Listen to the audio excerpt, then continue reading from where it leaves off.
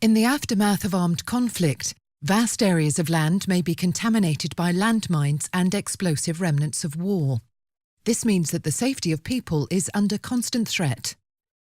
The land release method identifies, defines, and removes this contamination in a cost-efficient way. First, non-technical survey collects evidence of contamination without physically entering the area. Second, technical survey, or TS, is a physical intervention that collects information particularly about the type and distribution of the contamination.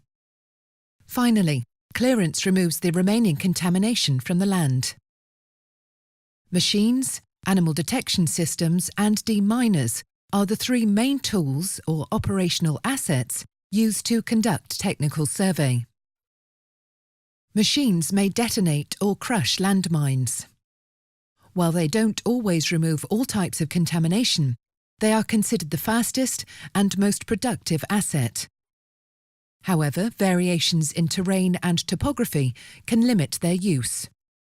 Animal detection systems use dogs and rats to identify the presence of explosives, although their work may be restricted by dense vegetation. Dogs equipped with GPS harnesses, such as the SMART system, allows animals to search areas with dense vegetation in a free-running capacity. With this harness, dogs can be tracked by their handlers even when outside of their line of sight.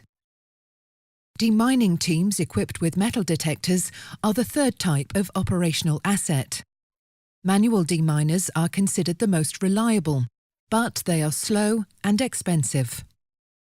The first step in technical survey is to analyse existing information about the contaminated area. In particular, it uses the data from the non-technical survey report. The second step is to draft a plan and choose the appropriate survey method. If the method is applied correctly, then it should separate contaminated areas from non-contaminated ones.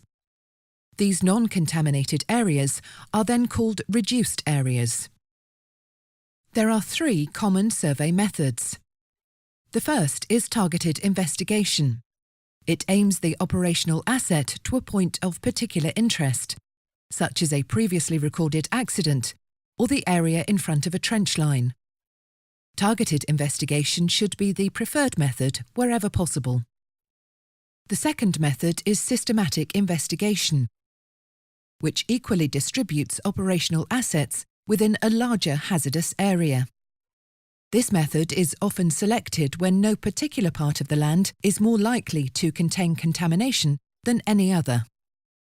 Third, full coverage TS uses one or more operational assets to cover the entire potentially contaminated area. This is mostly used when low-density, irregular landmine patterns are expected.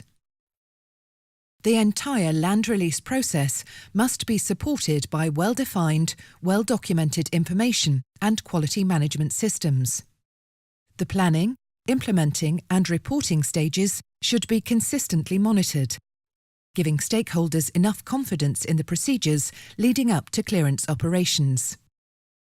An efficient and effective technical survey may identify and better define areas containing landmine and explosive remnant of war contamination.